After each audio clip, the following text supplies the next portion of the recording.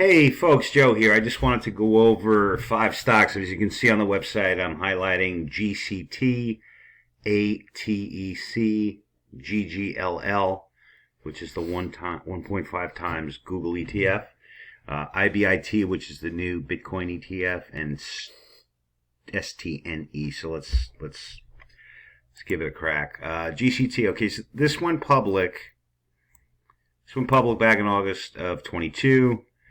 Successful IPO, kind of fell apart, coiled, based here for a while, broke out, based again. Anyway, this is right now forming a nice little coil right in here, or flag, and I belong this one at 25.75 or thereabouts, with a stop around 23 and a quarter, 23 and a half.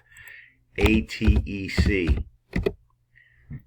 This is up from 8, trading 16, at some resistance, but it is flagging here, so I belong this over 16.85 with a stop at like 16 bucks.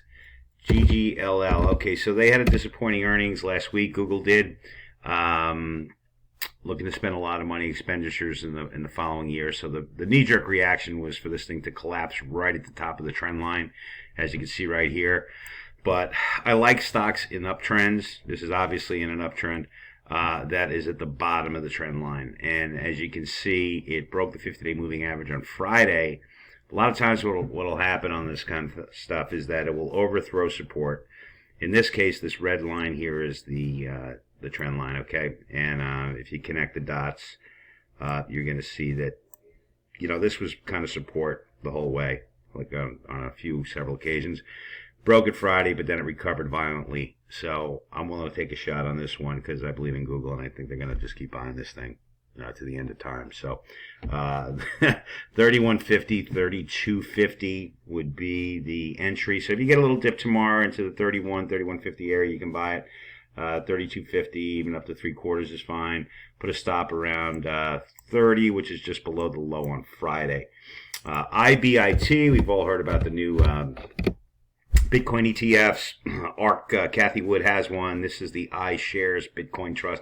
A little bit more liquid than Kathy Wood's, and it's iShares, so a little more comfortable with this one than Wood's, but they both kind of basically do the same thing. But you remember this thing finally went public about 3-4 weeks ago, and really just went straight down ever since it went public. So, it got up to 30 bucks, and it got all the way down to 22, and now we had a breakaway gap up here, and now it's bull flagging, and as you can see, it's holding this 8-day moving average. It's been banging along this for the last 5 or 6 trading days. So over 25, I think you can get a move higher than that. So 25 would be the trigger on IBIT with a stop at around 23 and a quarter. STNE, we traded this a month or two ago. This really is a really nice chart. Beautiful uptrend here. Now we've had a very, very good consolidation for the last couple of months, and what this consolidation is doing is basically working off this overbought condition here, which when it went from 9 bucks up to 20 bucks. So it's been coiling and it's been consolidating those gains. But as you can see, the whole time it's really held the 21-day moving average, which is the green line, and it's definitely held the 50-day moving average. So this looks like a breakout. It's at that level. It is kind of coiling. So 1860 would be the breakout buy on that, with a stop roughly around 17 and a quarter, 17.50. I didn't put this one on today. I may during the week, but just one to watch. Apple, interesting. Apple's number was not pleasing. Came down pretty hard. As you can see, the stock's down from 196, got all the way down to a low of 180 on Friday.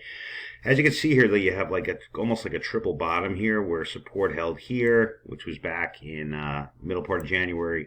And then it tested that support again on Friday, and then it ripped higher. So if you look at the 10-minute chart, you can see it had that horrible opening. This is the opening, the gap down, and then straight back up. So Apple, I'm watching for a re-entry. We've traded this a couple of times over the last year successfully. I try to just pick my spots on it, but I just want to see what it does tomorrow and Tuesday. I want to see if it gives back any more, or if it looks like it wants to continue higher. But anyway, somewhere in here, I'd be looking to maybe pick it up around the 100-day or the 200-day moving average if it were to pull back a little bit. So that's what I'm looking at. We have 5 stocks that are actionable.